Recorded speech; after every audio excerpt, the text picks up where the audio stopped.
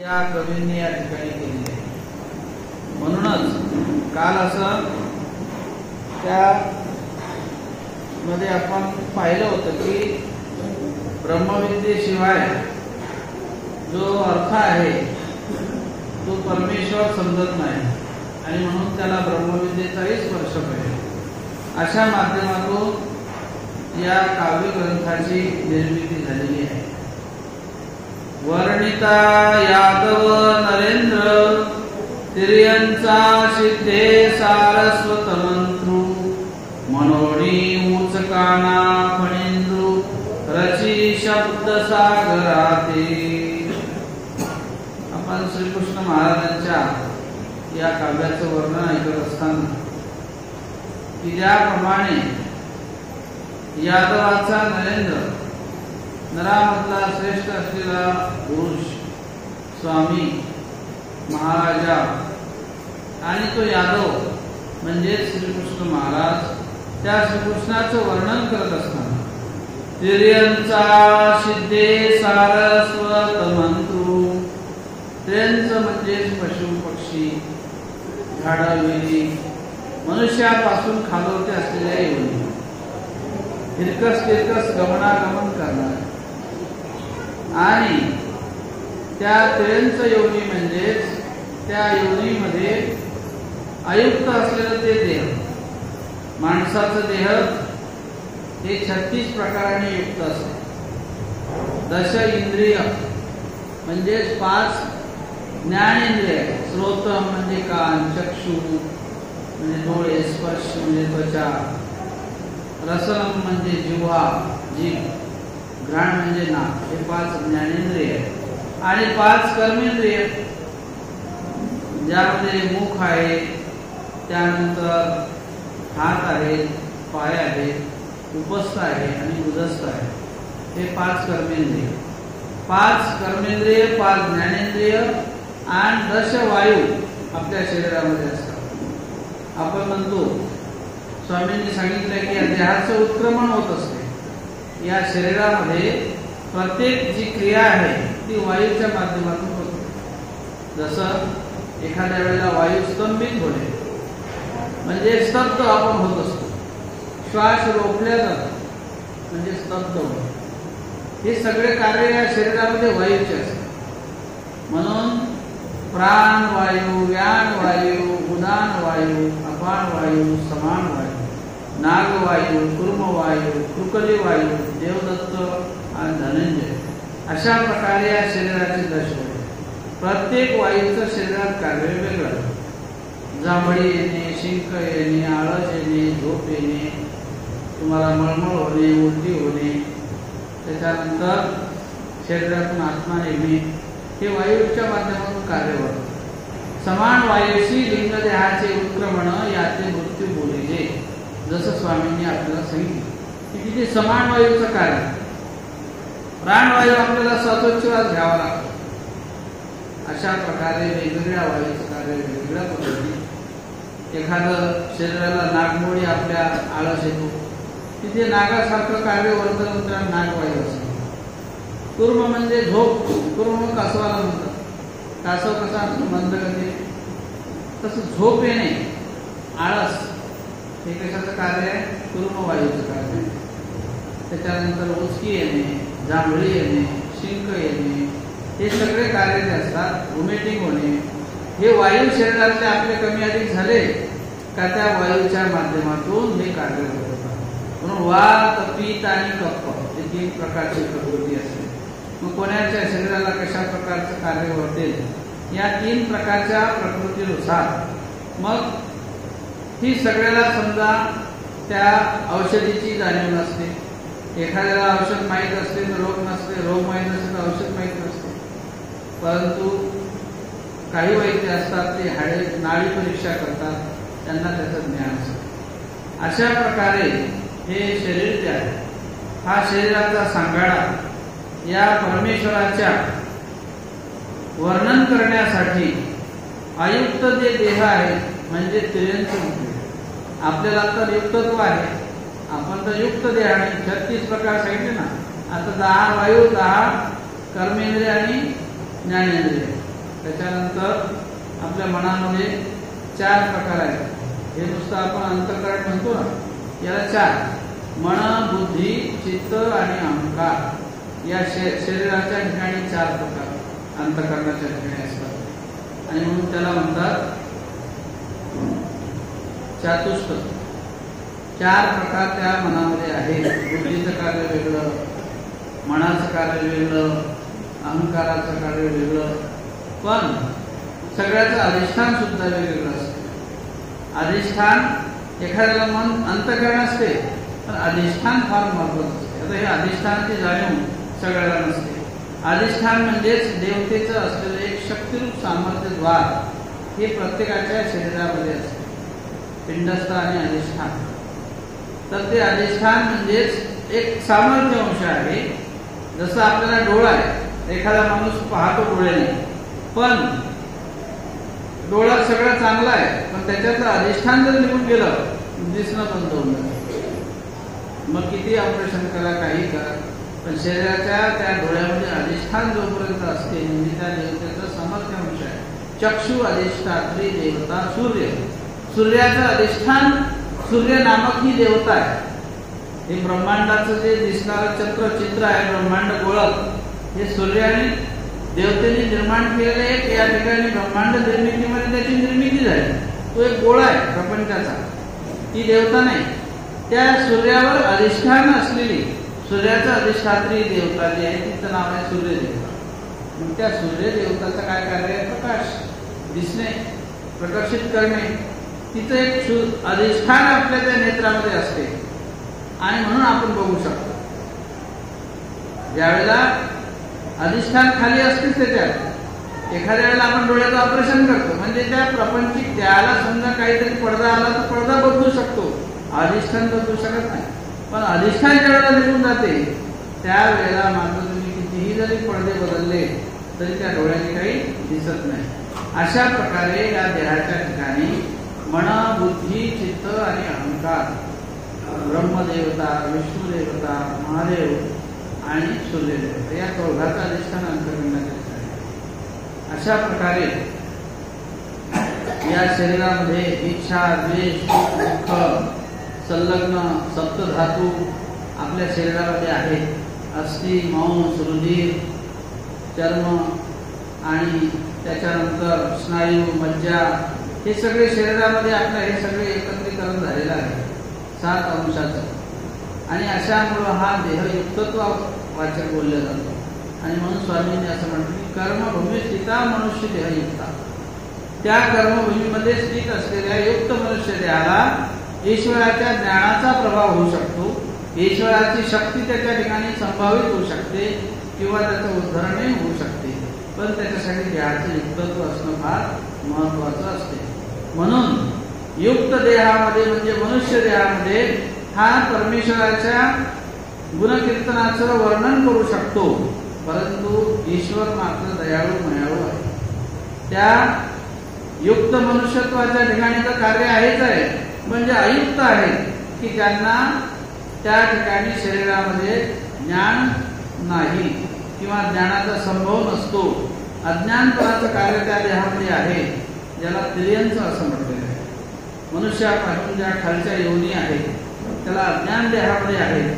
आणि मग त्या अयुक्त देहामध्ये सुद्धा त्या श्रीकृष्ण महाराजांचा वेद निर्माण होतो. अशी वेदकता त्या श्रीकृष्ण महाराजांच्या अवतारित्वाची आहे. अशा प्रकारे श्रीकृष्ण महाराजांचा हा असलेला वेदक अवतार. तिर्यंचा सिद्धे सारस्वत म्हणतो. सारस्वत म्हणजे प्रज्ञा स्फूर्तिता.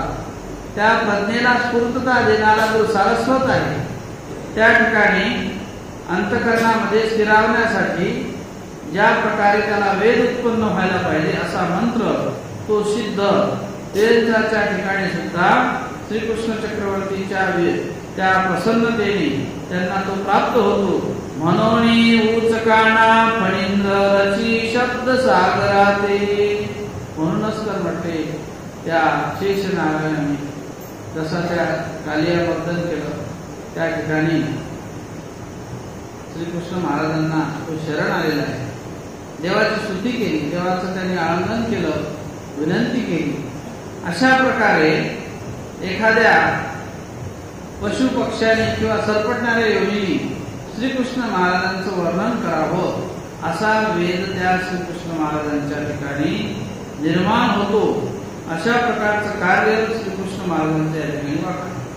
आता श्रीकृष्णाची या कीर्ती चंद्रिका विकासली उन्मेष कळिका तरी जानाची या मनोनाशिका सुपरिमळ करीन.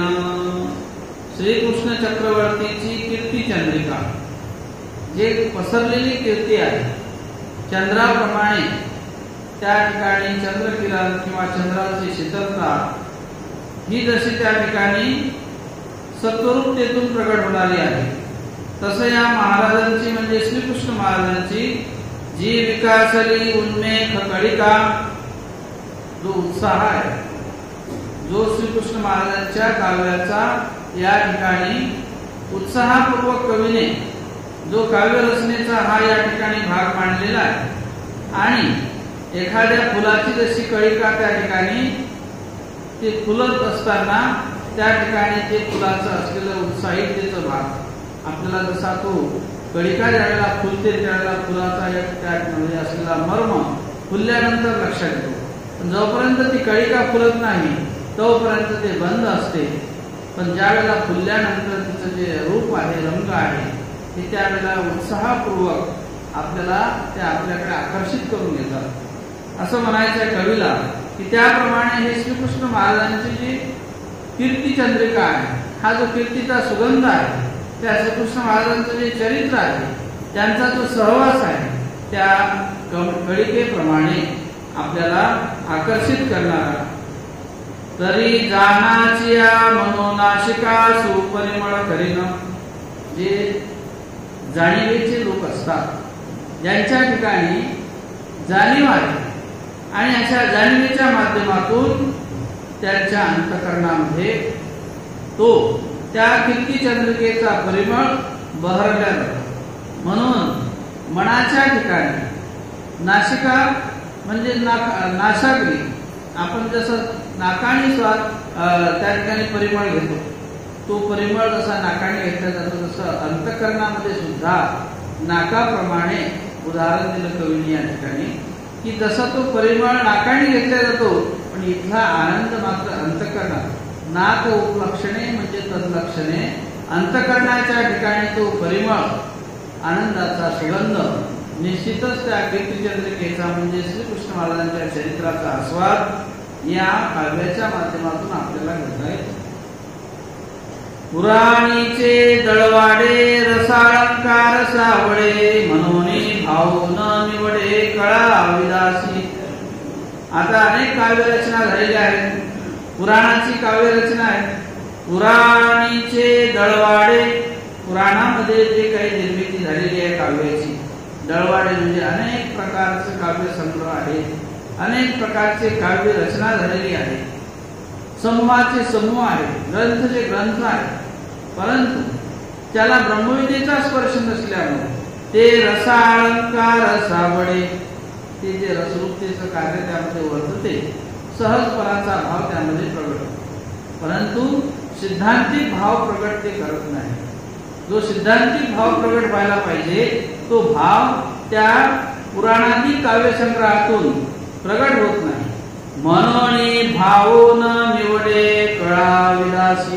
जे त्या कळाविद म्हणजे जे त्या सिद्धांताला जाणणारे आहेत त्या परमेश्वराला जाणणारे जे असतात त्यांना त्या सामान्यरित्या केलेली जी की एक रचना असते त्याचा भाव किंवा सिद्धांत त्यामध्ये नसल्यामुळं तो त्यांच्या हृदयाला पडत नाही.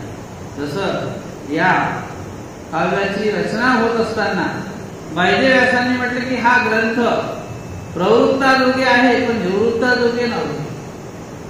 एखाद्या निवृत्त म्हणजे संन्यास धर्माचं प्रतिपादन करणारं काव्य याच्यात दिसत नाही. अशा प्रकारे सिद्धांतिक ज्याला परमेश्वर दिवसायचा असतो अशा जे काही तत्ववेत्ते असतात ज्ञानीजन असतात अशांना मात्र सामान्यरित्या रसालंकारिक शब्दांनी जे काही वर्णन केलेलं असते पुराणातील ग्रंथांचं यामधून तो काही ईश्वरित्वाचा अभाव प्रकट होत नाही. म्हणून भावून निवडे कळा विदासी, जे जाणते लोक असतात, ईश्वराला जाणणारं तत्वज्ञान ज्यांच्याजवळ असते, ते काही त्या ग्रंथाकडं त्या विशेष दृष्ट्या बघत नाही. पण हा जो ग्रंथ आहे हा मात्र ब्रह्मविद्येशी अनुषंगून या ठिकाणी त्या ब्रह्मविद्येला अनुलक्ष करून त्याचं काव्य या ठिकाणी निर्मिती झालेली आहे. तया प्रमेयाची ओढवण वरी दिजे साहित्याचे ओल्लावण, तरी कविता वशीकरण कवनाशी नव्हे. जे प्रमेय या एखाद्या सिद्धांताची मांडणी करत असताना, प्रमेय म्हणजे एक संक्षिप्तरित्या त्यावर केलेलं भाष्य. एखाद्या वेळेला एखादा विषय तुम्हाला मांडायचा असतो, पण तो विस्कळीत झालेला शब्दाचा विस्तार आहे. अनेक शब्द विस्तारलेले असतात, तर त्याला जर तुम्हाला मुख्यत्वाने प्रामुख्याने मुख्य शब्दाने जर त्याला मांडायचं असेल, तर तो सिद्धांतिक प्रमेय आपल्याला सादर करावा लागतो. आता काही वेळेला जे लोक PhD करतात त्यांना प्रबंध सादर करावा लागतो.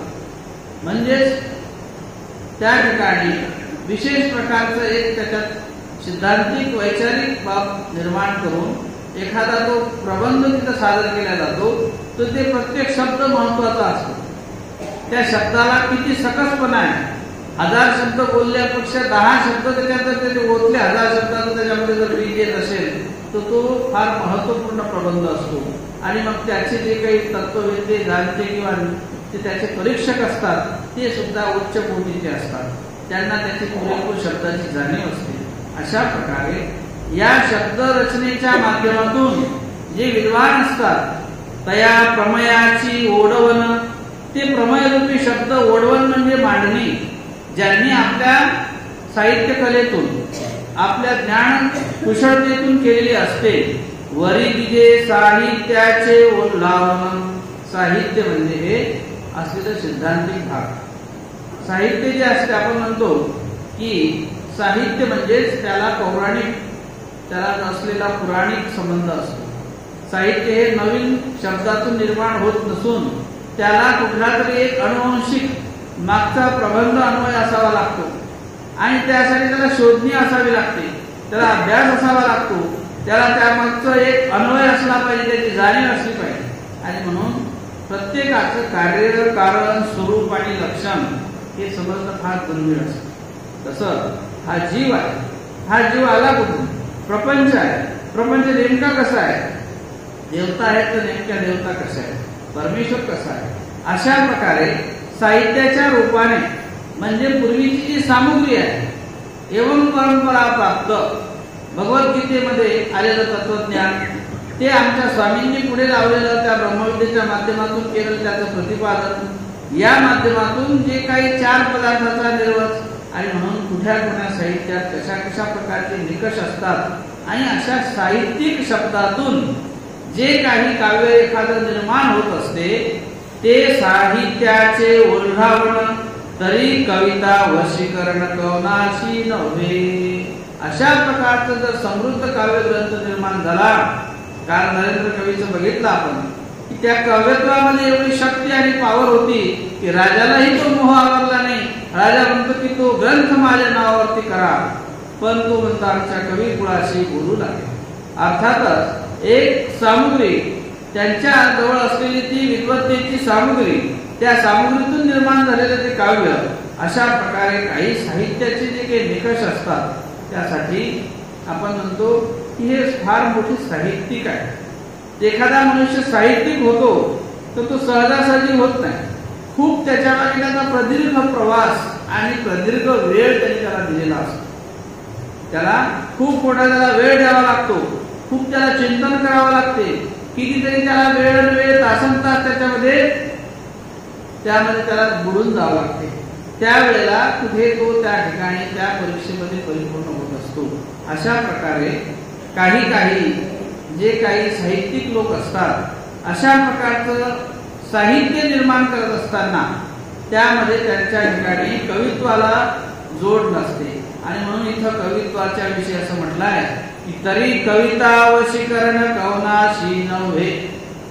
जे साहित्यिक रसाळ असतात त्यांना त्या शब्दाची जाणीव असते, ते त्याचे मर्मज्ञ असतात आणि म्हणून ती कविता कोणाला आवडणार नाही बरं, ते केलेलं काव्य कोणाला रुचणार नाही. सहजपणे त्या काव्याचा ते स्वीकार करत असतात, कारण त्याला विशेष प्रकारचे निकष असतात. त्यामध्ये विशेष प्रकारचं समृद्ध असलेलं एक भौतिक, सामाजिक आणि आध्यात्मिक या सगळ्या प्रकारचं वलय त्या साहित्यामध्ये असते. अशा प्रकारचं काव्य ते सगळ्याच असलेल्या जाणते जे काही साहित्यिक लोक असतात यांना ते सहज आवडणार आहे. वर्णिता यदुपती बोली सहज वेदवंती, मनोनी श्रोतेया विनंती सुवावी न लगे. जर मी आता श्रीकृष्ण महाराज यदुपती म्हणजे श्रीकृष्ण महाराज यदुकुळाचे प्रमुख आहेत आणि अशा श्रीकृष्णाचं मी आता वर्णन करणार आहे आणि ती बोली म्हणजे त्या परमेश्वराचं जे वर्णन माझ्या मुखातून होणार आहे, ती जी बोली आहे ते जे वाक्य आहेत वेदवंती आहे. त्या वाक्यामध्ये त्या श्रीकृष्णाचं वर्णन असल्यामुळं त्याला वेद निर्माण होणार आहे. आणि मग अशा वेदवंती शब्दाची जी ऐकणारी जी श्रोते मंडळी आहे ते श्रोतेया विनंती सुवावी न लगे. एखाद्या श्रोत्याला जर आवडी असेल त्या श्रोत्याला तर त्याला विनंती करण्याची गरज नाही की या हो मी तुम्हाला सांगतो हे ऐका काव्य. त्या काव्याला तो सहजपणे तो स्वीकार करेल आणि श्रोता वर्ग निश्चितच त्या वेदवंती रूप शब्दाला आकृष्ट होऊन त्या काव्याचं वर्णन ऐकण्यासाठी तो त्या ठिकाणी मंत्रमुक्त होत असतो. परंतु प्रथम त्याच्या ठिकाणी तशा प्रकारची आवडी असावी लागते.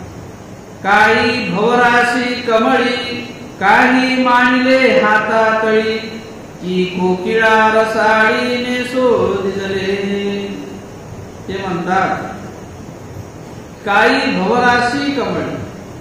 भवर म्हणजेच त्यामध्ये जो भृंगा आहे आणि तो भृंगा त्या कमळावरती आकृष्ट होतो, त्याच्यातला मकरंद आस्वाद त्याला घ्यायचा असतो. तर तो कमळ काही त्याला काय आमंत्रण देतो काय माझ्याकडे ये म्हणून, तू यालाच त्याची गरज आहे. अशा प्रकारे एखादं काव्य असते आपल्यालाच त्यापाशी जावं लागतं, कारण त्याच्या शब्द रचनेची त्याच्यातल्या असलेल्या वेदरूप शब्दांची किंवा असलेल्या महतीची त्याची आपल्याला गरज आहे. आणि म्हणून आपण आकृष्ट होऊन त्या काव्य ऐकण्यासाठी श्रोते वर्ग जातात. काही मानले हातातळी. त्यांनी असं म्हटलेलं आहे कवींनी की एखादा समजा कमळासारखं आपल्याकडं त्याच्या ठिकाणी गुण आहे परिमळाचा. कमळाजवळ कोणता गुण आहे? परिमळ आहे. मकरंद त्यामध्ये असलेला तो आस्वाद घेण्यासाठी त्या ठिकाणी येणारे भुंगे असतात आणि तो त्या मधून तो त्यांचा आस्वाद निर्माण होत असतो, तो घेतात आणि अनेक प्रकारचा उपयोग त्यांच्यासाठी मधाची सुद्धा निर्मिती त्याच्यातून होते. मग अशा प्रकारे त्यांना काही लांचावलेलं आहे का? काही त्या कमळाने काही सांगितलं का? किंवा की हातातळी म्हणजे हात त्यांच्यापुढे ओढून काहीतरी मागणी केली का? किंवा काही त्यांना लाच दिली का? असं नाही.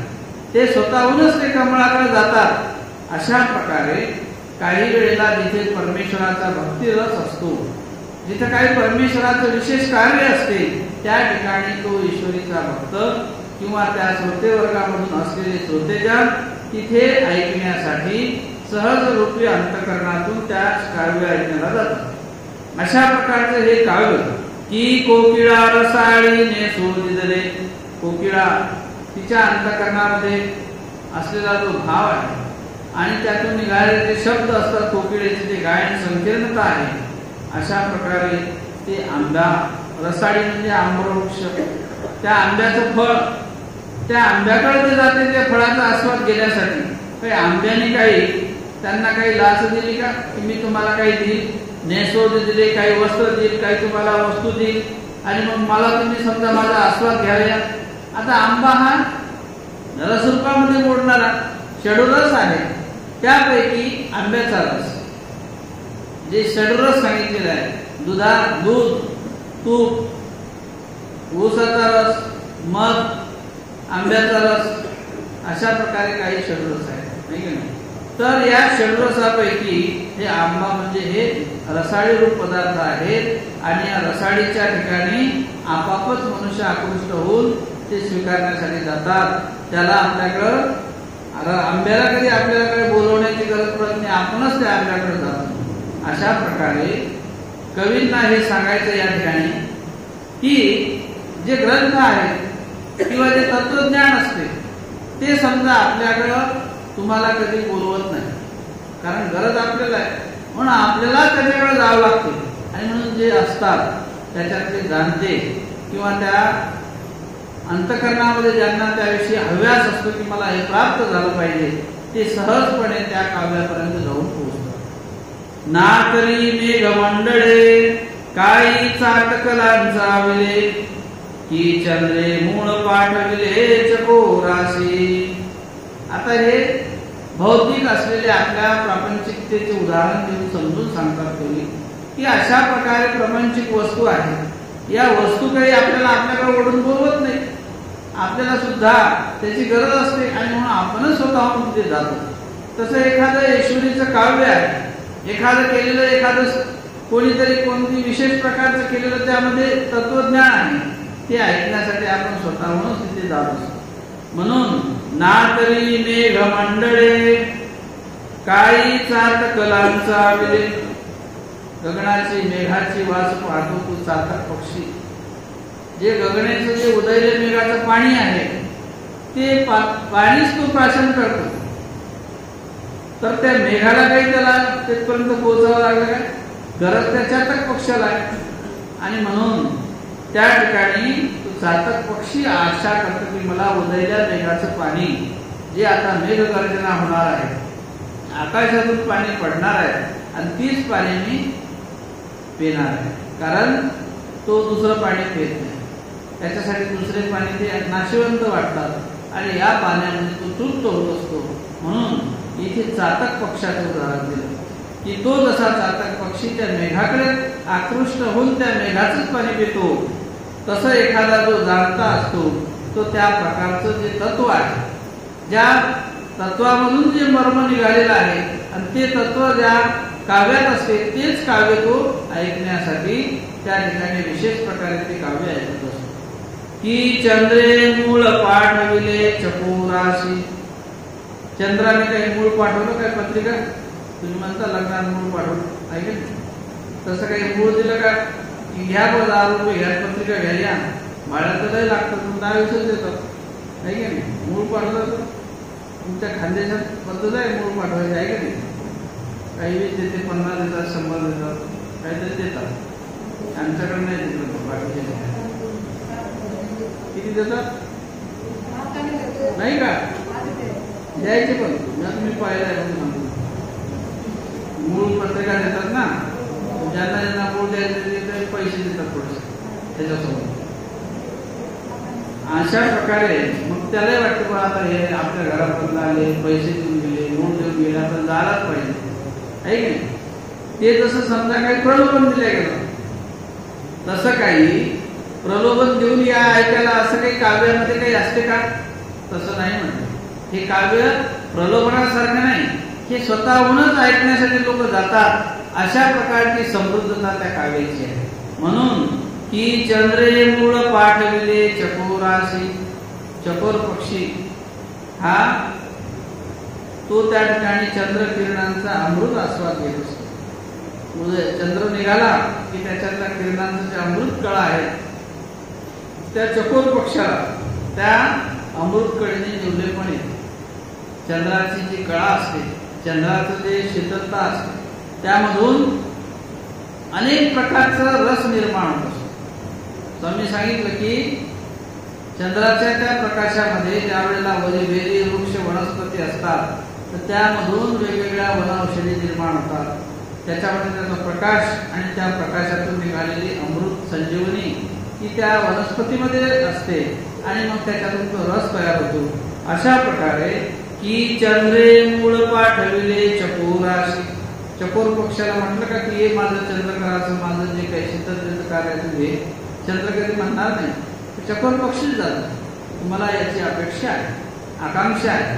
तो त्या ठिकाणी त्या चंद्राचा कधी कधी मला प्रकाश, मला त्या ठिकाणी मला शांत करण्यासाठी कधी कधी चंद्र उदय होईल, कधी कधी चंद्र आता उदयाला येईल, तोच वाट पाहतो. अशा प्रकारचं जिथं काव्य असते त्या ठिकाणी तो श्रोतावर्ग सहजपणे त्या ठिकाणी तो जात असतो. त्या ठिकाणी श्रोतेजनांना आमंत्रण देण्याची गरज नाही, ते स्वतःच त्या काव्याला आकृष्ट होऊन जातात. असे काही काव्य असतात की ते काव्य त्या रसिकांसाठी, म्हणजे जे जाणते लोक आहेत त्यांच्यासाठी ते काव्य आपल्या शब्दरूपाची सामुग्री त्यामध्ये असल्यामुळं ते त्यांचा असलेला विषय पूर्ण करतात. ज्यांना त्याची आवड असते ती आवड त्यांची त्या काव्याच्या माध्यमातून पूर्ण होते. मनोनी प्रबंध होईल रसिकू, तरी ऐकेल श्रोत्याचा देशकू, तरी ते ऐकतू बोलू ऐकू विज्ञापनाचा. म्हणून म्हणतात की हा जो प्रबंध आहे, आम्ही जो सादर करणार आहे हे काव्य प्रबंध, तो रसिक म्हणजे ऐकणारे जे लोक असतील, ऐकोनी श्रोत्याचा देशकू, जे श्रोतेजन आहे, देशकू म्हणजे जो श्रोतेजनांचा समूह आहे, जे श्रोते वर्ग असतात ते तो बोल ऐकल्यानंतर त्यांच्या ठिकाणी त्या काव्यातून निश्चितच जाणतेपणा निर्माण होणार आहे. विज्ञापनाचा म्हणजे त्या जाणतेपणाचा भाव त्या ऐकण्यामधून त्यांच्या ठिकाणी निर्माण होणार आहे. अशा प्रकारे तो रसिक प्रबंध या काव्याच्या माध्यमातून आम्ही सादर करतो. भेटती द्रावक गोटे, तरी लोहाशी धरा फुटे, सोमकांता गळती थेंबुटे, चंद्रकरात. आता हे स्मृतीस्थळामध्ये सुद्धा आलेलं आहे उदाहरण की शेगावकर खेळी भट्ट म्हणून, ती शेगावकर खेळी भट्ट यांना वयाचं अतिक्रमत्व झालं, म्हणजे 60च्या वर त्यांचं वय गेलं. आता ब्रह्मविद्येच्या काही नियमानुसार ब्रह्मविद्या किंवा ईश्वरीचं तत्वज्ञान जर प्राप्त व्हायचं असेल त्यासाठी काही वयाची मर्यादा असते, आणि तो प्रापंचिक काळ जसा आपला ऊर्जित अवस्थेचा असतो 30 ते 60 आहे की नाही. प्रपंचाचा काळ कोणता सांगितलेला आहे? 30 ते 60. 30 पासून ते 60 वर्षापर्यंत आपण आपली ऊर्जित अवस्था नीटनेटकं काम धंदा सगळं काही करू शकतो. 60 वर्षात झालं का गुडघे दुखतील, हातपाय दुखतील, हळूहळू वृद्धावस्था येत जाते. आणि मग 60 वर्षानंतर मात्र जसं तसं आपण मग म्हणतो बाबा आम्ही पाठ करतो तर आठवतच नाही. आता 60 नंतर समजा हातात पुस्तक घेतलं, कसं काय होईल ते पाठ? ज्या इंद्रियाची क्षमता आहे ती क्षमता कमी होऊन गेली ना, दिसणं कमी होते, हातपायाचे समजा जे बळ आहे ते कमी होऊन जाते. बुद्धीचा जो आपला विकास असतो तो आपण अनेक प्रकारे त्याला खर्च करून टाकला आहे की नाही. मग त्यामुळे तो संभव जो असतो तो होत नाही त्या काळामध्ये. परंतु इथे शेगावकर म्हणजे शेगाव हे त्यांचं गाव होतं, तेही म्हणतात. यांची आचार्यांची भेट झाली. भेट झाल्यानंतर त्यांना दर्शनातून बरंच काही महत्व लक्षात आलं. आचार्यांच्या जवळ 500-700 मंडळी, सर्व ज्ञानी तपस्वी आचार्यवंत पाहून ते शेगावकर भावूक झाले.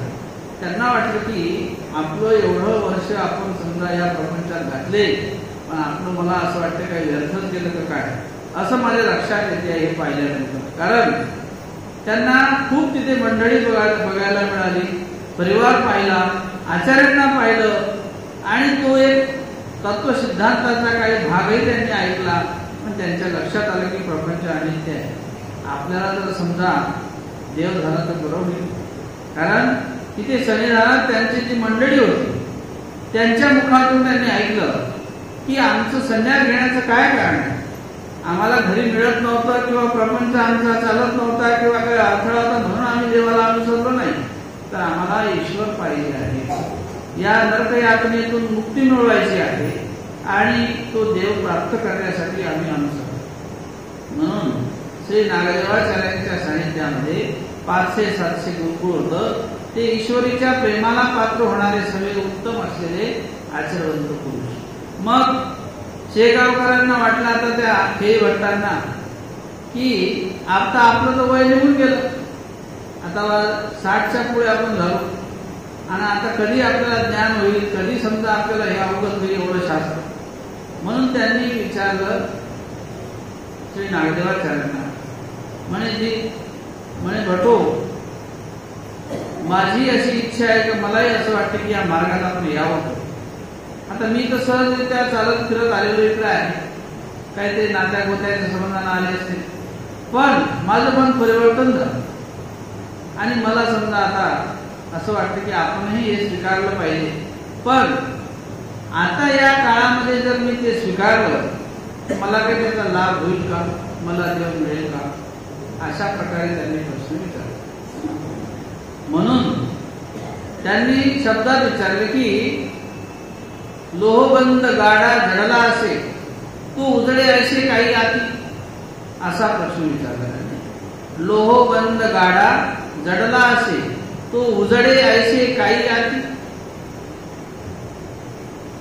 मग आता अशा प्रकारचा सांकेतिक विचारल्यानंतर मग आचार्य म्हणतात की लोहाशी जर झरा फुटे, म्हणून या श्लोकामध्ये आलेला आहे की भेटती द्रावक गोटे तरी लोहाशी झरा फुटे. जर का समजा त्या लोखंडाला गंज लागलेला आहे आणि जर लोखंड गंजलेला आहे, तो पिंजरा गंजलेला आहे, त्याला जर उजळायचं असेल तर समजा त्या प्रकारचा द्रावक तो असतो एखादा भेटला तर तो द्रावक पदार्थ त्याला उजळू शकतो, त्या ठिकाणचा गंध त्याचा नष्ट करू शकतो, पण तो द्रावक भेटला पाहिजे. आणि म्हणून आचार्य म्हणतात की काष्टी कोरिता ओम पडे. तर काही सांगता येत नाही. एखाद्या वेळेला जर देवाला तुमची कणव आली तर तुम्हाला समजा देव याही स्थितीमध्ये तुमचा जर अंतःकरणाचा भाग विशेष असेल, याही स्थितीत तुमचा स्वीकार परमेश्वर करू शकतात. अशा प्रकारचं वाक्य त्यांनी उच्चारलं आचार्यांनी. तुम्हाला देव स्वीकार करू शकतात असं म्हटल्याबरोबर मग ते घरी गेले. घरी गेल्यानंतर सगळी निर्वडी केली, ज्याचं त्याचं हिशाचं देऊन टाकलं आणि आपण श्री नागदेवाचार्याकडे येऊन संन्यास घेतला. अशा प्रकारे तो लोहाला जर समजा त्या ठिकाणी लागलेला गंज आहे, त्या प्रकारचा जर एखादा त्याला वस्तुरूपी जर झरा, त्या लोखंडाला जर द्रावकता आणणार त्याला उजळणारा जर भेटला तर गंजलेलं लोखंड सुद्धा शुद्ध होऊ शकते. तसं एखाद्या वेळेला ईश्वरीचा मनोधर्म, आपली असलेली आर्त आणि आपली असलेली चर्या जर त्या ठिकाणी योग्य असेल तर त्या जीवात्म्याला सुद्धा त्या प्रकारे परमेश्वर स्वीकार करू शकतात. म्हणून इथं म्हटले या श्लोकामध्ये की भेटती द्रावक गोटे तरी लोहासी झरा फुटे, सोमकांता गळती थेंबटे चंद्र करात.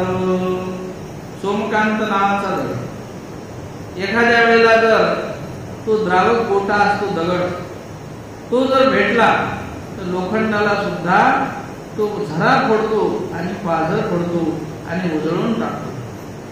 म्हणून तो लोखंडाला झरा फोडणारा दगड मिळणं फार दुर्मिळ आहे. ती बोला फुलाची गाठ म्हणतो ना, काकटाळीने कावळा बसाशी फांदी तुटाशी, असं काही दुर्मिळ काही असतात गोष्टी. अशा प्रकारे काही गोष्टी कथनचित जीवनात घडणाऱ्या असतात आणि तो योगायोग असतो. तो योगायोग आणि त्या प्रकारे जोड आपली असली तर निश्चितच ईश्वरही ती पूर्ण करत असतात. म्हणून भेटती द्रावक गोटे, द्रवीभूत करणारे जर गोटे मिळाले, लोखंडाशी झरा फुटे, लोहाला सुद्धा झरा फुटे. सोमकांता गळती थेंबटे चंद्र करात. सोमकांत नावाचा दगड आहे. स्वामी श्री चक्रधरांनी 114 दृष्टांतामध्ये दृष्टांत सोमकांताचा, चंद्राच्या रश्मी करून चंद्र ज्या वेळेला प्रकाश सोडतो त्या चंद्राच्या शीतल प्रकाशाने शिळा पाषाण, मोठ्या मोठ्या शिळा, मोठे मोठे पाषाण, ते त्या पाषाणांना आणि त्या शिळांना जेव्हा त्या चंद्राचा स्पर्श होतो, चंद्रकिरण पडतात, ते शांत होतात. लता वेली गुलमे, गुच्छ वेली झाड हे सगळे त्या ठिकाणी शांत होतात त्या चंद्रप्रकाशात. परंतु सोमकांत दगड जो असतो तो त्यावर जर का चंद्राचा प्रकाश पडला तैसा सोमकांत नव्हे तो द्रवे. त्या दगडाला जर चंद्राचा प्रकाश स्पर्श झाला चंद्रप्रकाशाचा, आता चंद्रकरात म्हणजे चंद्रकिरणा असतं, त्यामधून थेंबुटे गळतात, त्याच्यातून पाण्याचे थेंब येतात त्या दगडातून आपोआप. आता हा दृष्टांत स्वामींनी आपल्याला सांगून ठेवलेला आहे. हा दगडाचा गुणधर्म आहे, सोमकांत दगडाचं कार्य आहे. आणि म्हणून काही वेळेला आपण चमत्कारिक कार्य समजतो, परंतु काही असतात नैसर्गिकच त्या घडामोडी तशा आहेत की काही वेळेला आपण पाहतो की एखादी गुहा असते आणि त्या गुहेमध्ये थेंब थेंब थेंब ते पाणी पडतच राहते, कधीच न आटणार पाणी पडतच राहते. परंतु तो सोमकांत दगड तो त्या पाण्याला सोडतो ना खाली, चंद्रातून पाणी बरोबर छिद्र पाण्याची निर्मिती होते आणि बरोबर ते पाणी खाली पडत राहते. अशा प्रकारे ज्या पाषाणातून थेंब पडावे अशा प्रकारचा चंद्राचा स्पर्श किरणांचा त्या दगडाला होतो आणि मग त्याच्यातून तो द्रवीभूत होत असतो. तसं कवीला इथे हे म्हणायचं आहे की हे परमेश्वराचं जे काव्य रचना आहे, ईश्वराच्या गुणांमधून ज्या काव्यामध्ये केलेलं असते, त्यामुळे निश्चितच आपल्या अंतकरणाला तो बहर आल्याशिवाय राहत नाही.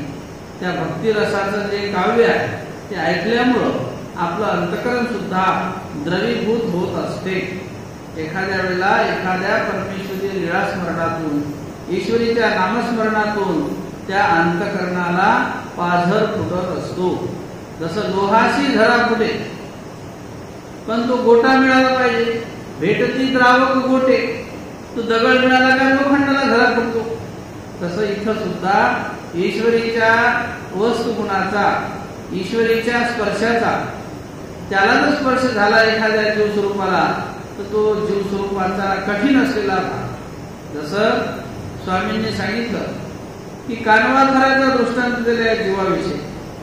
कानवाखर असे तो शिरसाळे याचे व्यापुनी वर्ते.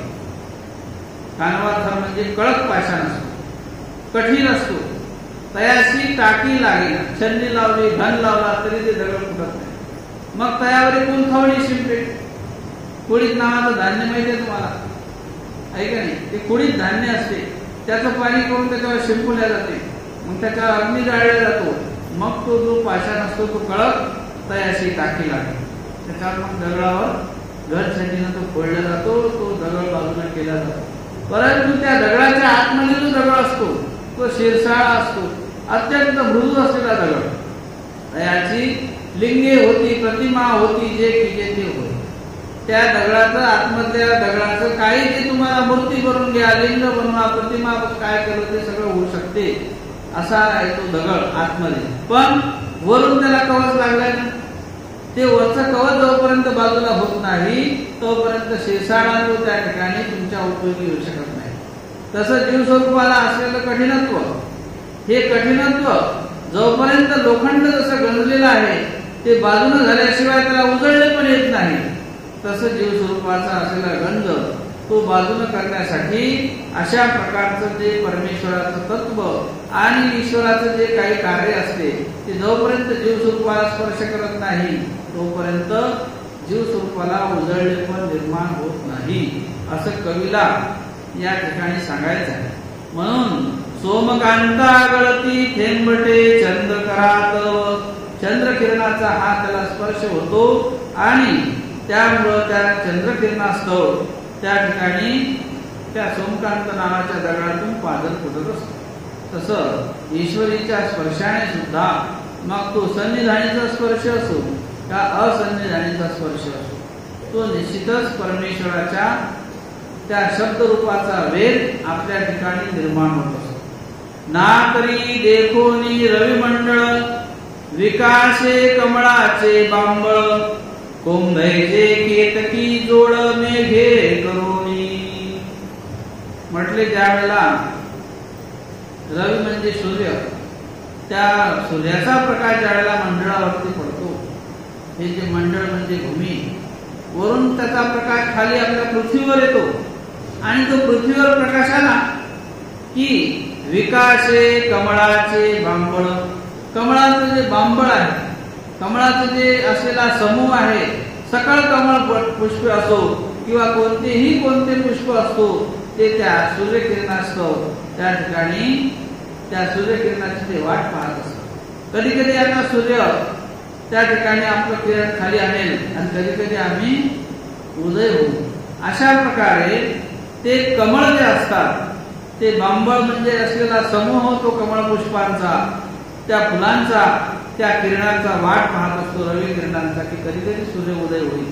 अशा प्रकारे आपोआप त्यामधून ते किरण स्पर्श झाले, आपोआप कमळ फुलत असते. तसंच जेव्हा जेव्हा ईश्वरीच्या काही तत्वरूपी सिद्धांताचा किंवा काव्याचा आपल्याला त्याचा ओलावा आपल्यापर्यंत पोहोचत असतो, तेव्हा आपोआप आपल्या अंतःकरणाला तो पाझर फुलत असतो. कोंबेचे केतकी जोड मेघे करोनी, आणि त्या ठिकाणी मेघ गर्जना होते, आकाशातून पाणी पडते, आपोआप तिथे त्या ठिकाणी पाणी पडलं, भूमी उदकाचा योग झाला का त्या ठिकाणी अंकुर बीजांकुर जे असतात आपोआप त्याचा कोंब त्या ठिकाणी जमिनीतून बाहेर येते. त्याला सांगण्याची गरज नाही, फक्त तिथं पाण्याचा वर्षाव मेघातून झालाच पाहिजे आणि तो झाला का लगेच त्या ठिकाणी आपले कोंब जमिनीतून आपोआप वर येतात. तसं अंतःकरणामध्ये प्रभाव परमेश्वराच्या तत्वाचा, ईश्वराच्या विचाराचा तो झाला, जोपर्यंत होत नाही तोपर्यंत अंतःकरणामध्ये सुद्धा तुमच्या पाझर फुटत नाही. पण जेव्हा होईल त्यावेळेला मात्र आपोआप त्या ठिकाणी भक्तिरसाचा कोंब ईश्वरीच्या तत्वाच्या माध्यमातून तो निघत असतो. अशा प्रकारचं काव्य हे आपल्या हृदयाला त्या ठिकाणी प्रफुल्लित करणारं असते. म्हणून कवींनी अशा प्रकारे शब्द रचना करून मर्म समजून सांगण्याचा प्रयत्न केला भक्तिरसाचा, ईश्वरीच्या तत्वाचा. तैसा सुवर्म जोडे श्रोता, तरी रस भावी फुले कविता, तोवरे ती सारस्वता नवरसाचे. अशा प्रकारे माझ्या या कवितेमध्ये किंवा काव्यामध्ये सुवर्म जोडे श्रोता, सु म्हणजे चांगल्या प्रकारचं, वर्म म्हणजे मर्म जाणणारा जर एखादा श्रोतावर्ग निर्माण झालेला असेल तर रसभावी फुले कविता, त्या कवितेला रसपूर्वकता जी कशा प्रकारे पाहिजे ती व्यवस्थितपणे फुलणार आहे. का श्रोता जन कसा आहे, श्रोता जर समजा झोपून गेला मग त्या श्रोत्याला काय समजणार आहे का नाही? पण श्रोता कसा पाहिजे, समजणार. बाबा सांगून राहिले तुम्ही झोपले मग कसं होईल, ते नाही होणार ना. म्हणून कवी असं म्हणतात का तो श्रोता सुद्धा असा पाहिजे की सांगितल्यानंतर त्याला ते हृदयात त्याच्या गेलं पाहिजे, तर तो ऐकून कान देऊ, नाही तर मग डुलकी येऊन जाते, आणि डुलकी आली का ते काही मधात जात नाही, ते वरूनच निघून जाते. म्हणून कवीने असं म्हटलंय तर तैसा सुवर्म जोडे श्रोता, सु म्हणजे चांगल्या प्रकारचं जे मर्म असते ईश्वरीच्या ज्ञानाचं, चांगल्या प्रकारचं त्या काव्यामधलं जे रसिकपणाचं कार्य आहे ते ज्या श्रोत्याला लक्षात येते किंवा त्याला ते समजते, त्यामुळं रसभावी फुले कविता. मी काहीतरी काव्य करतोय त्यालाही काहीतरी रस निर्माण होईल, नाही तर मग नुसतंच काव्य केलं मग ते काही समजलं नाही आम्हाला, असं जर झालं तर ते काव्याचा काय उपयोग आहे? म्हणून काव्य समजल्यामुळं झालं काय, काव्य जर समजत असेल श्रोत्याला काय होईल, तोवर येती सारस्वता नवरसाचे, जे रसयुक्त की त्यामध्ये सिद्धांत मांडून रसरूपता ओतून जे काव्य तयार झालेलं आहे, तोवर म्हणजे तुरा, त्याला आपण म्हणतो मोहर. आंब्याला जसा मोहर येतो तशा प्रकारे या काव्याला बहर आल्याशिवाय राहणार नाही, आणि तो बहर आलेलाच आहे. म्हणूनच त्याला मानवा संप्रदायाचे सप्तग्रंथ म्हणून आपल्या साहित्यामध्ये अग्रगण्य स्थान याला मिळालेलं आहे. कितीतरी साहित्यिकांनी यावर PhD केलेली आहे, कितीतरी साहित्यिक रसिकांनी या शब्दरचनेतून त्या 800 वर्षाच्या काळात असलेली शब्दरचना, स्वामींच्या नंतर झालेल्या शिष्यवर्गातून या शब्दांची रचना, कितीतरी कालावधी झाला या शब्दरचनेला. आणि म्हणून त्यावेळीची साहित्य रचना आणि म्हणून त्या साहित्याच्या माध्यमातून निश्चितच आजच्या काळामध्ये तो मोहोर म्हणजे साहित्य रचनेचा मोहोर आजही या ग्रंथाच्या माध्यमातून आम्हा सगळ्यांना नवरसाचा आनंद प्राप्त करून देतो. अशा प्रकारचा हा ग्रंथ आहे. सामतेयाची आणि सुरोनी व विजय मुक्तामणी तरी चक्रवर्तीचा कंठभूषणी योग्य होय. सामतेयाची आणि सामता म्हणजे आता इकडचा भाषा शब्द आहे काय, सामता म्हणजे अनुकुचीदार शस्त्र, दामन सारखं म्हणतो आपल्याला, त्याला सामता म्हणतात. म्हणतात काय खानदेशात का नाही, पण जुना शब्द आहे सामता म्हणतात. दामन म्हणतात, बंबाई म्हणतात, पण सामता म्हणजे बारीक असं खिळ्यासारखं असते ते. आणि आता आपण त्याला दाभण म्हणतो, तसा सामता म्हणजे बारीक असलेलं खिळ्यासारखं ते ओवण्यासाठी. आता आपण त्याला सुई म्हणतो, पूर्वी त्याला सामता शब्द आहे त्याचा. आणि मग त्या सामत्याने छिद्र पाळून अनिनी रोवणी ओविजे मुक्तामणी, जे काही मण्यांची माळ असते ती माळ त्या दोऱ्यामध्ये बरोबर त्या ठिकाणी रोवून त्या दोऱ्यामध्ये ती माळ ओढल्या जाते. तरी चक्रवर्तीचा कंठभूषणी योग्य होय. कविलिपा या ठिकाणी उदाहरण देऊन कशा प्रकारे एखादं काव्य शृंगारित केलं जाते त्यासाठी हे उदाहरण दिलं. त्याला पहिले सुरुवात सांगितली की ते छिद्र पाळून त्या ठिकाणी त्याला ओवावे लागतं आणि त्या छिद्रातून त्या मण्याला एक एक छिद्र पाळून तो मणी ज्या वेळेला त्या माळेमध्ये ओवला जातो त्यावेळेला त्याची माळ तयार होते. आणि म्हणून ती माळ ज्या वेळेला तयार झाली तरी चक्रवर्तीचा कंठभूषणी योग्य होय. ज्या वेळेला ती माळ तयार होते त्यावेळेला त्या चक्रवर्ती राजाच्या गळ्यामध्ये ती माळ घालण्यासाठी योग्य होते. ती माळ घालून त्या राजाच्या गळ्यामध्ये शोभायमान ती माळ अशी शोभवंत त्या राजाच्या गळ्यात ती शोभून दिसते. योग्य होय म्हणजे ती शोभून पात्र होते. परंतु तिला पहिले त्या छिद्र पाळावं लागलं त्या मण्याला, आहे की नाही. सामत्याने त्या बारीक शस्त्राने छिद्र पाळून त्याला ओवावी लागली, ते मणी एक एक गुंफावी लागले आणि त्या मण्याची गुंफण करून ती त्यावेळेला माळ त्याच्या गळ्यात राजाच्या घालावी लागली. त्यावेळेला ती माळ शोभून दिसायला लागली. तसं हे साहित्य रचना. इथं कवी म्हणतात, तैसा जानाची सभा शोधिजे शब्द रत्नाचा गाभा, तै निर्वे अलंकार शोभा कविता वधोशी.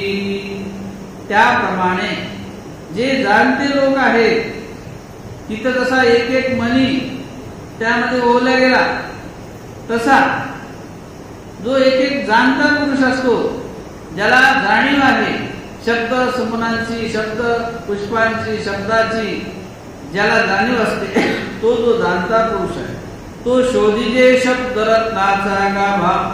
जे शब्द रत्न असतात त्याच्यातला गाभा म्हणजे शब्दाचं उच्चारण झाल्यावर त्याच्या लक्षात येते.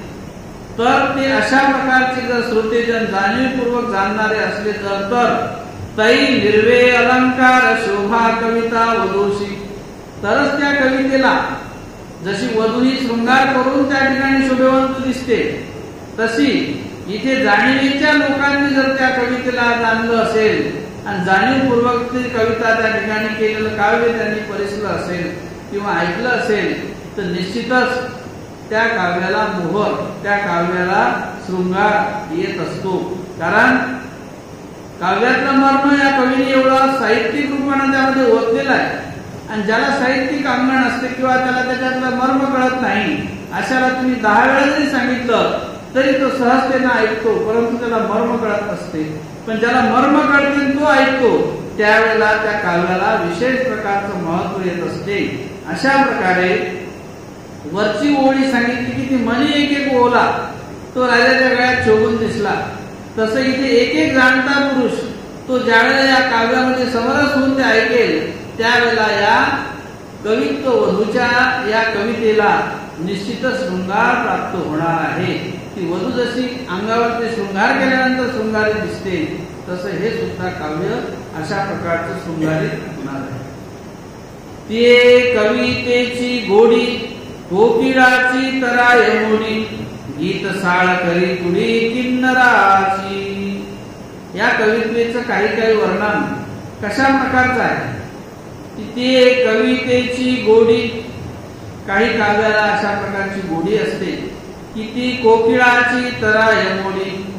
कोकिळाचं गायन किती सुंदर आहे, सुंदर असा आवाज असतो, पण त्या पद्धतीला सुद्धा मोडून टाकणारं एखादं भक्तिरसाचं जर काव्य असेल तर त्या कोकिळेच्या गायनाला सुद्धा तो त्या ठिकाणी बाजूला सारतो आणि आपल्याला त्या ग्रंथाचा तो आस्वाद घेत असतो. गीत साळ करी कुडी किन्नराची. एखादी शाळ म्हणजे शाळा असते, त्यामध्ये जसं एखादं गीत त्या ठिकाणी वर्णन केले जाते, गीत शिकविल्या जाते आणि मग त्या शाळेमधून ते घेतलेलं गीत, त्या गीतामधून आपल्याला काही आस्वाद निर्माण होतात. पण ज्या वेळेला एखाद्या साहित्यिक अंगाने एखादं काव्य निर्माण झालेलं असते तर ते काव्य मात्र त्या गीतालाही कुडी म्हणजे मागे टाकून देते, त्या ठिकाणी त्याचं कमीपण निर्माण करते. किन्नराची, जसे किन्नर असतात ते गायन करणारेच आहे देवलोकामधून, किन्नर पक्षाचं गायन.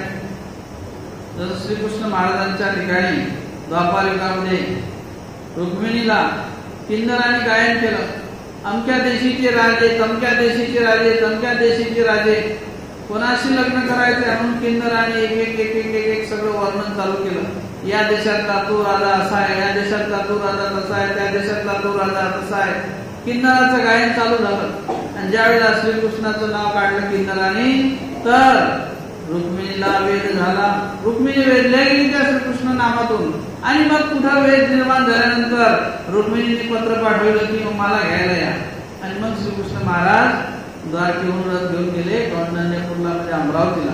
अशा प्रकारे किन्नरामध्ये गायन कला करावा असा भाव आहे, पण किन्नराचं गायन सुद्धा यापुढे, या तत्वापुढे किंवा एखाद्या रसाळ असलेल्या एखाद्या सिद्धांतरूपी काव्यामधून ते सुद्धा अशा प्रकारे कथेला महत्व विशेष प्रकारचं प्राप्त होत असते. आणि म्हणून विशेष प्रकारचे काही काव्य असतात, ते काव्य आपल्या कवित्वाचा ठसा विशेष प्रकारे उमटत असतात. आपुला कळरवी कविता कळरसा ते पडवी, ते रंग माधुर्य शिकवी मधुकराते. आपल्या या कलागुणाने, कला आविष्कार जे कलेचे शब्द असतात, रव म्हणजे शब्द, जे कलागुणात्मक संगीतपर केलेले काव्यरूपी काही शब्द असतात, ते कविता कळरसा ते पडवी, ज्यांच्या ठिकाणी कवितेचं जाणतेपण आहे अशांना ते शब्द विशेष प्रकारे ठसत असतात. ते रंग माधुर्य शिकवी मधु कराते. त्या रंगामधून जे माधुर्य आहे, त्यातली जी गोडी आहे ती मधुकराते, म्हणजे त्या फुलामधला जो आस्वाद घेण्यासाठी जे भुंगे असतात ते जसं त्या मधुकर म्हणजे भुंगा, त्यामधून जे मध निर्माण केले जाते आणि मग ते मध प्राशन करतात. त्या मधाचं प्राशन करणारे, मधाला प्राशन करणारे भुंगे हे जसं त्या ठिकाणी त्या मधाची गोडी घेतात, तसे असलेले हे कवितेचे बोल ज्यांच्या अंतःकरणात या शब्द रूपाने विशेष ठसणारे असतात, तेच त्या शब्दाची गोडी घेऊ शकतात. जसा तो भुंगा त्या मधाची गोडी घेतो, तशा प्रकारे वास्तविक पाहता भुंग्याला त्याच्यातून गोडी, आता भुंगामध्ये त्या पुष्पामध्ये रस असतो, पण तो रस शोषण करत असताना बरोबर त्याच्यातलं मधुपण जे आहे, जे माधुर्य आहे, जे त्याच्यातलं मदत्व आहे, गोडपणा, तो बरोबर तो शोषण करतो. वास्तविक पाहता फुल तर मोठं आहे, पण त्याच्यातलं काय घ्यावं हे त्या भृंग्याला माहित आहे. तसा कवित्वाच्या बहरातून जे काही काव्य निर्मिती झालेली असते त्याच्यातला जो आस्वाद आहे, ते कवी रसिक जे असतात किंवा त्या काव्याला रसाळपणे जाणणारे असतात, त्या माधुर्याचा तो स्वीकार करतात, ते गोडी त्या काव्यातून ते घेत असतात. अशा प्रकारचं काव्य हे कवींनी, वेगवेगळ्या प्रकारचे कवी असतात, वेगवेगळ्या प्रकारचे शब्द समुद्रे असतात आणि त्या संकल्पनेतून ते काव्य साकारत असतात. परंतु ब्रह्मविद्येच्या माध्यमातून एखाद्या काव्याला साकारणं हे फार मोठं कठीणच कार्य असते. परंतु भास्कर भट्ट बोरीकर हे फार विद्वान असलेले व्यक्तिमत्व आहे आणि म्हणून त्यांनी ज्या रसाळ असलेले जे काही जाणतेपणाचे जे काही पुरुष असतात ते निश्चितच या काव्याचा स्वीकार करतील.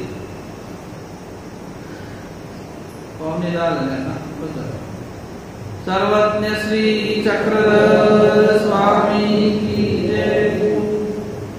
मला उद्या सकाळी समजा 5 वाजता जायचं आहे इंदोरला, म्हणून उद्या होईल म्हणा कुठे मी येतो संध्याकाळपर्यंत.